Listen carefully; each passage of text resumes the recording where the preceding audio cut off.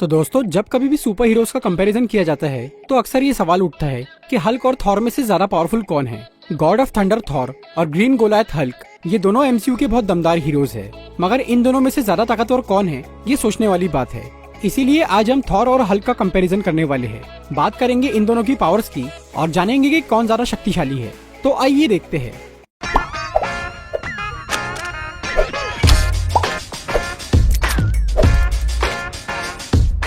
Bruce banner यानी Hulk एक physically enhance human है, वहीं दूसरी तरफ ओडिनसन थॉर एक नॉर्स गॉड है। इन दोनों की ताकत अपनी अपनी जगह बेमिसाल है। हल्क और थॉर का कंपैरिजन शुरू करने से पहले आइए इन दोनों की पावर्स जान लेते हैं। सबसे पहले बात करते हैं हल्क की। ब्रूस बैनर, जो कि एक बायोकेमिकल और न्यूक्लियर साइंटिस्ट है, वो सुपर सोल्जर सीरम फॉर्मूला पर काम कर रहा था, मगर जब उसने वीटा रेस की जगह गैमा रेस का इस्तेमाल किया तो वो एक मॉन्स्टर में ट्रांसफॉर्म हो गया। एक ऐसा मॉन्स्टर जिसे रोकना बहुत मुश्किल है। जब भी ब्रूस बैनर की इमोशंस आउट ऑफ कंट्रोल होते हैं तो वो हल्क में ट्रांसफॉर्म हो जाता है। जहां इंसानी रूप में ब्रूस एक कमजोर आदमी है, वहीं हल्क बनने के बाद उसकी ताकत की कोई हद नहीं। उसकी बेसिक पावर है सुपर ह्यूमन स्ट्रेंथ। हल्क की ताकत के आगे बहुत ही कम लोग टिक सकते हैं। उसका एक पंच किसी को भी रोक और ठोक सकता है। वो कितनी भी बड़ी और भारी चीज को आसानी से उठाकर फेंक सकता है और तोड़ सकता है। हल्क की ताकत उसके गुस्से के साथ बढ़ती जाती है, इसीलिए ज्यादा गुस्सा आने पर वो अच्छे को हरा सकता है। अपनी ताकत की वजह से वो सकार प्लेनेट पर चैंपियन बन गया था। हल्क के पास सुपर ह्यूमन ड्यूरेबिलिटी है। वो किसी भी तरह के फोर्स और इम्पैक्ट को झेल सकता है। उस पर गोली, बॉम्ब या मिसाइल का कोई असर नहीं होता। उसे घायल करना बेहद मुश्किल है। बहुत ही कम लोग यह हथियार हल्क को चोट पहुंचा सकते हैं। जहां आम लोग किसी इन्फिनिटी स्टोन को छू भी नहीं सकते, वहीं हल्क ने पूरे 6 इन्फिनिटी स्टोन्स को संभालते हुए चुटकी बजाई थी, फिर भी वो जिंदा बच गया, जबकि आयरन मैन इससे मारा गया। Super jump. हल्क की ताकत उसके हाथों तक ही सीमित नहीं है, उसके पैर भी उतने ही दमदार है, जिनसे वो काफी ऊंची और लंबी छलांग लगा सकता है। वो एक जंप में ही किसी भी बिल्डिंग के ऊपर पहुंच सकता है और काफी लंबे फासले तय कर सकता है। फ्लाइंग पावर न होने के बावजूद भी हल्क अपनी छलांग के सहारे ही काफी ऊंची उड़ान भर सकता है। इसके अलावा वो काफी तेजी से दौड़ भी सकता है। Regenerative healing factor. वैसे तो हल्क को घायल करना बहुत ही मुश्किल है, लेकिन अगर वो किसी तरह जख्मी हो भी जाए तो वो तुरंत ही ठीक हो जाता है। हल्क उन सुपर हीरोज में से है जिनकी हीलिंग पावर बहुत ज्यादा है। हल्क छोटी मोटी चोट से तो जल्दी ठीक हो ही जाता है, लेकिन अगर उसका कोई बॉडी पार्ट भी कट जाए तो वो उस पार्ट को पूरी तरह रीजनरेट कर सकता है। वो सिर्फ स्नैप की ही इंजरी से रिकवर नहीं हो सकता। 6 इन्फिनिटी स्टोन्स को एक साथ यूज करने वाला हमेशा के लिए जख्मी हो जाता है। ये सब तो हुई हल्क की बात। अब बात करते हैं थॉर की पावर्स के बारे में। थॉर के पास सुपर ह्यूमन स्ट्रेंथ है। एक एसगार्डियन और ओडिन का बेटा होने की वजह से थॉर बहुत ज्यादा पावरफुल है। वो अपनी ताकत से कई खतरनाक एलियंस और रोबोट्स को आसानी से हरा सकता है। थॉर ने अकेले ही डिस्ट्रॉयर को संभाल लिया था, जिसे उसके चारों दोस्त भी मिलकर रोक नहीं पाए थे। हेला, जिसने पूरी एसगार्डियन आर्मी को अकेले ही मारा, उसके सामने भी थॉर काफी देर तक टिका रहा। म्यूनिर और स्टॉर्म ब्रेकर जैसे भारी हथियारों को भी थॉर अच्छी तरह यूज कर सकता है। एवेंजर्स एंड गेम में मोटा होने के बावजूद भी थॉर बाकी सुपर हीरो से ज्यादा पावरफुल था। थॉर की ड्यूरेबिलिटी बहुत ज्यादा है। देखने में तो वो एक नॉर्मल इंसान जैसा ही लगता है, लेकिन उसकी बॉडी एक इंसान से कई गुना ज्यादा स्ट्रॉन्ग है। वो हर तरह के एनर्जी ब्लास्ट और किसी भी हथियार की मार को सहन कर सकता है। स्टॉर्म ब्रेकर बनाने के टाइम पर थॉर ने काफी देर तक उस स्टार की फुल एनर्जी को बर्दाश्त किया था। इन्फिनिटी वॉर की स्टार्टिंग में काफी कुछ सहने के बावजूद भी वो जिंदा बचा रहा।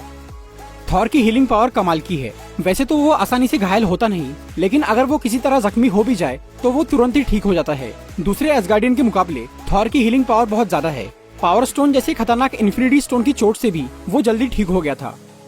थॉर की सबसे खास पावर है लाइटनिंग मैनिपुलेशन। वो न सिर्फ आसमान से बिजली गिरा सकता है, बल्कि खुद भी बिजली पैदा कर सकता है। लाइटनिंग को कंट्रोल करने के लिए पहले थॉर म्यूनिर का इस्तेमाल करता था, फिर बाद में उसकी पावर्स अनलॉक हो गई और वो बिना हथियार के भी बिजली को काबू करने लगा। ये लाइटनिंग एनर्जी इतनी पावरफुल है कि इससे बड़े से बड़े एलियंस को मारा जा सकता है। बिजली के सिर्फ एक झटके से ही थॉर आयरन मैन का आर्मर फुल चार्ज कर सकता है। इसके अलावा थॉर वेदर को भी कंट्रोल कर सकता है। वो जब चाहे बारिश करा सकता है और तूफान भी ला सकता है।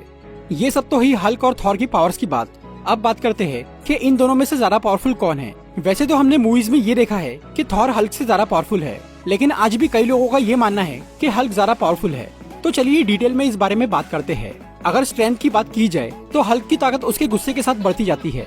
इसीलिए यहाँ ये सवाल आता है कि क्या हल्क अपने बढ़ते हुए गुस्से और ताकत के साथ थॉर को हरा सकता है। गुस्से के साथ हल्क की ताकत तो बढ़ती है, लेकिन इससे उसकी अकल और कम हो जाती है। वहीं दूसरी तरफ थॉर की स्ट्रेंथ पहले से ही हल्क से बहुत ज्यादा है, ऊपर से उसका दिमाग भी बहुत तेज है। जहाँ हल्क गुस्से में बिना सोचे समझे हमला करता है, वहीं थॉर बिल्कुल सोच समझ के अपनी ताकत का इस्तेमाल करता है। इसीलिए साइज में छोटा होने के बावजूद भी थॉर स्ट्रेंथ के मामले में हल्क से आगे है। ड्यूरेबिलिटी की बात करें तो फिजिकल अटैक्स के मामले में हल्क थॉर से ज्यादा ड्यूरेबल है, क्योंकि वो काफी मोटा तगड़ा है। वो कई तरह के हमलों को झेल सकता है। हालांकि थॉर भी बहुत ड्यूरेबल है, पर उसकी फिजिकल ड्यूरेबिलिटी हल्क से थोड़ी कम है। लेकिन एनर्जी ब्लास्ट के मामले में थॉर ज्यादा ड्यूरेबल है, क्योंकि वो एक एसगार्डियन है। वो कई तरह के एनर्जी ब्लास्ट को सह सकता है, जबकि हल्क एनर्जी ब्लास्ट से कमजोर पड़ जाता है। थॉर के सिर्फ एक ही बिजली के झटके से हल्क का बुरा हाल हो गया था। इसीलिए थॉर अगर अपनी स्ट्रेंथ का इस्तेमाल ना भी करे तो वो सिर्फ अपनी लाइटनिंग पावर से ही हल्क को आसानी से हरा सकता है। हीलिंग फैक्टर की बात करें तो इस मामले में हल्क बहुत आगे है। हल्क की हीलिंग पावर थॉर से ज्यादा और अच्छी है। थॉर घायल होने पर ठीक तो हो जाता है, पर वो अपने बॉडी ऑर्गन्स को रीजनरेट नहीं कर सकता। जैसे कि उसकी एक आंख परमानेंटली डैमेज हो चुकी है, लेकिन हल्क के पास रीजनरेटिव हीलिंग पावर है। इसीलिए उसकी बॉडी का कोई भी पार्ट पूरी तरह से वापस आ सकता है। लेकिन यहाँ कमाल की बात यह है कि ब्रूस बैनर को इंसानी रूप में घायल करके मारा जा सकता है। उसकी सारी पावर्स हल्क बनने के बाद ही काम करती है, जबकि थॉर के साथ ऐसा नहीं है। वो हमेशा ही अपनी फुल पावर में रहता है, उसे किसी ट्रांसफॉर्मेशन की जरूरत नहीं। अब आप सोचेंगे कि हल्क की बात में ब्रूस बैनर कहाँ से आ गया, लेकिन हल्क और बैनर एक ही सिक्के के दो पहलू है। हल्क के रूप में भी बैनर का दिमाग थोड़ा सा ही सही मगर काम जरूर करता है। इसीलिए हल्क को इमोशनल करके कमजोर बनाया जा सकता है। लेकिन थॉर के दो अलग अलग रूप नहीं है। वो जैसा है वैसा ही बहुत ताकतवर है। अब यहाँ सवाल आता है कि अब हल्क और बैनर एक हो चुके हैं, तो क्या स्मार्ट हल्क पहले से ज्यादा ताकतवर है? इसका जवाब है नहीं। स्मार्ट हल्क पहले जितना ताकतवर नहीं है। पहले वाले हल्क की पावर्स उसके गुस्से के साथ बढ़ती जाती थी, लेकिन अब ऐसा नहीं है। अब हल्क एकदम शांत हो चुका है। वो पावरफुल तो है, मगर पहले जितना नहीं। इसीलिए सभी पॉइंट्स को कंपेयर करने पर हमें ये समझ में आता है कि कुछ बातों में तो हल्क थॉर से आगे है, लेकिन ओवरऑल देखा जाए तो थॉर हल्क से बहुत ज्यादा पावरफुल है, क्योंकि वो एक एसगार्डियन गॉड है। थॉर की उम्र 1500 साल है। उसने अब तक बहुत ट्रेनिंग ली है और कई सारी जंग लड़ी है, इसीलिए उसे काफी एक्सपीरियंस है। जबकि ब्रूस बैनर एक इंसान है, उसे बस एक एक्सपेरिमेंट से थोड़ी पावर मिली है। लेकिन थॉर इतना पावरफुल है कि वो किसी प्लेनेट को भी तबाह कर सकता है। तो दोस्तों, ये था हल्क और थॉर का एक कंपैरिजन वीडियो। अगर आपको ये वीडियो अच्छी लगी हो तो इसे लाइक और शेयर जरूर करिए, और ऐसी इंटरेस्टिंग वीडियोस देखने के लिए सब्सक्राइब कीजिए हमारा चैनल और इस बेल को दबाइए, ताकि आपको हमारी वीडियोस सही टाइम पर मिल सके। Walking alone, the streets are empty. The only thing I can see is my own silhouette. I'm getting stronger, step by step. The clock is ticking, but there's no time for me.